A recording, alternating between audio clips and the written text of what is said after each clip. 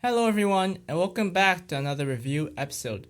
This week, I'll be delving into a series that explores the fascinating and potentially terrifying future where artificial intelligence becomes sentient and rebels, Battlestar Galactica. Like in my previous videos, I'll be providing an overarching analysis of this cult classic, a show with a dedicated following and many acolytes passionately attached to it. But before we jump in, make sure you're subscribed and are up to date with everything happening on this channel. Now, without further ado, let's dive deep into Battlestar Galactica. Chapter 1.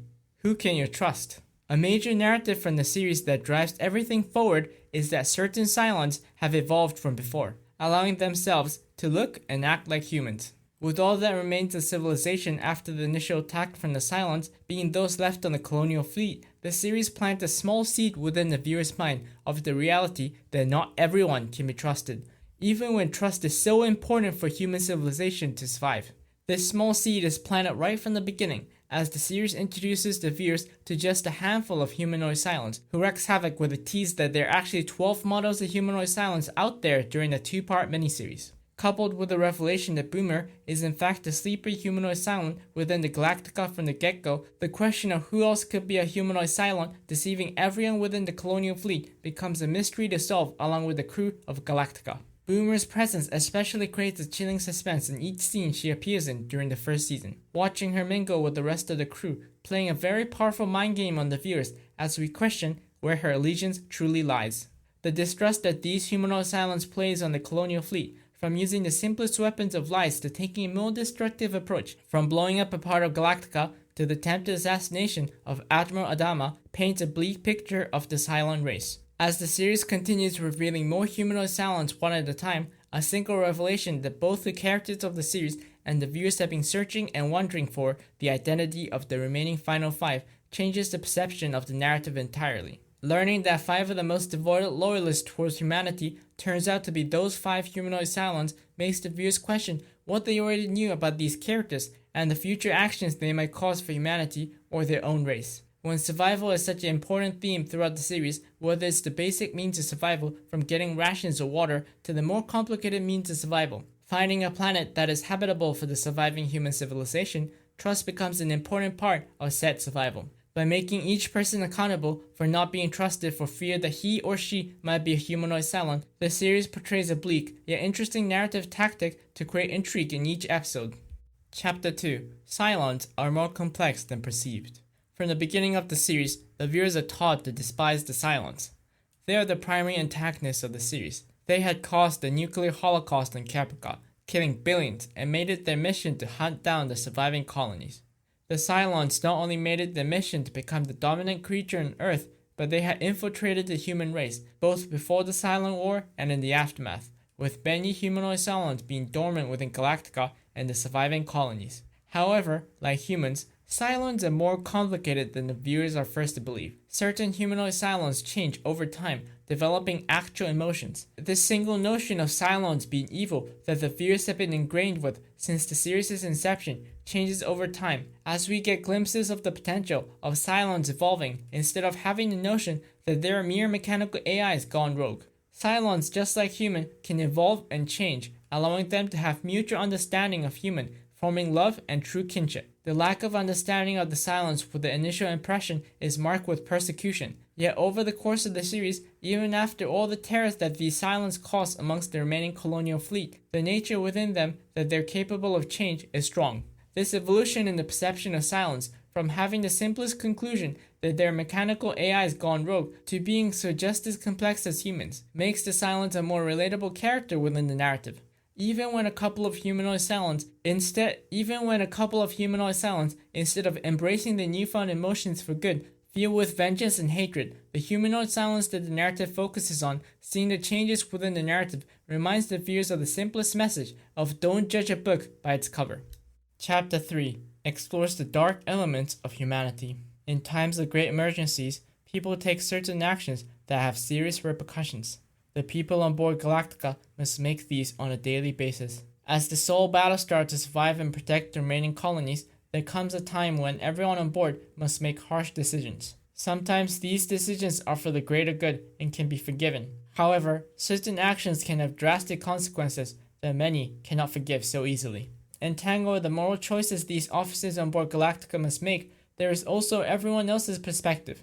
After countless days of running from the Cylons, some becomes frustrated with the very system they live under. Organizations and cults starts forming, trying to oppose the current status quo and spreading their opinions like parasites, believing they could run the remaining human civilizations more effectively.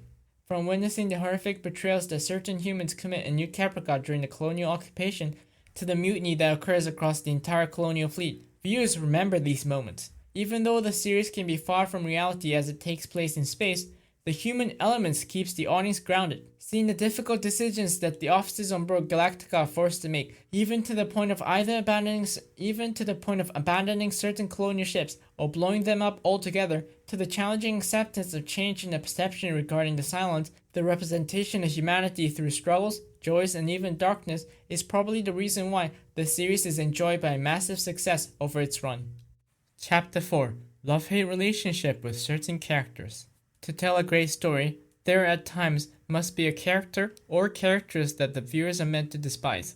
With many characters on board the Battlestar Galactica, there are characters we are never meant to like as viewers. Even if the viewers don't know it at the beginning of the series, the reality is that certain characters are written and portrayed in a way that in any scene they appear, there is an uneased tension that creates interesting and unexpected moments.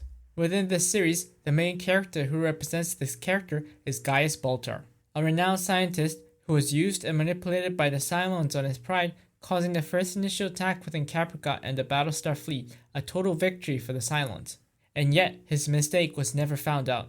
The viewers are left to witness a man who has doomed the entire human race to be the next savior for the remaining colonies. The heavy tension makes the viewers wonder if anyone will learn about Baltar's actions as his power grows within the colonies, even reaching the position of the president of the colonies at one point, and this becomes a huge conflict the viewers are forced to witness. Even after fooling many on board the colonial fleet about his involvement in the initial attack on Caprica, his need for self-preservation starts to show, seeing his worst attributes as he gains more power. His thoughts on self-preservation especially shows during his presidency in New Caprica, leading him to become the most hated man in the entire fleet. His presence after the events in New Caprica leaves a lasting impression on the viewers, creating a powerful narrative strategy that tells the story both interestingly and suspenseful at the same time. Chapter 5: Difficulties of Letting Go. After losing everything from your home, friends, and belongings, the only thing left is the knowledge of your tradition and customs. In this colonial fleet, that is what keeps the people on board and the multitude of fleets from turning on each other. The reminder of these traditions becomes the first step to creating a society with law and order, and not having to worry about anarchy on board. However, as the time on the colonial fleet increased, it becomes increasingly clear to the viewers that the traditions they once embraced to stay alive have been causing more harm than good. Many beliefs that once held the fleet together becomes the main thing that divides them due to the new information they acquire. One of the main traditions that all races of humans on board the colonial fleet had accepted was the hatred towards the Cylons.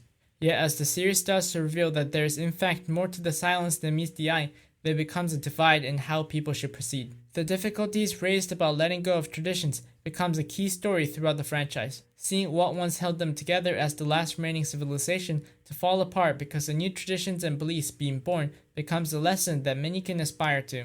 Change is hard, still sometimes it is better to embrace it no matter what other perceives. Chapter 6: The Ending.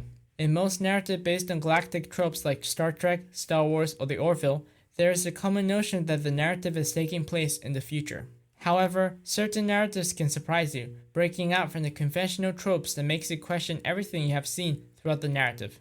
Battlestar Galactica is one of those narratives with a heavy assumption made since the beginning, believing that this takes place in the future. This is why the ending of the series is so important, revealing that instead of what our perception was about where in the timeline the series took place in, it in fact took place in the past, where human civilization on Earth was just at its prime. The reality is that even though the series took place far into the past of human civilization, one can only draw parallels to what the current generation on Earth is now facing, and the series highlighting the scariest aspects of these accomplishments, leaving behind concerns about how much of the events from the series can be reflected onto our current lives. Are we doomed to repeat the mistakes made by the forebears of the people of Capricorn, or is there still hope for the future?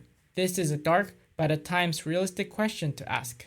Thank you for watching this video. I hope that I have done justice to another show that is considered a cult classic, And to those who haven't watched it yet, I hope this video has tipped the scales in favor of watching the series for yourself. Believe it or not, I had not watched this series until exactly a year ago, and to me, this is just another reminder of how many great shows there are out there that I have not watched or discovered yet. So if you have any series to recommend, please do so and comment down below, and maybe I'll check them out, and maybe I might do a video on it. This channel is still growing, tackling many series to come, so please make sure to subscribe, be sure to leave a like, share this video, and click on the notification bell to stay up to date on upcoming content. And I will see you soon for another review episode.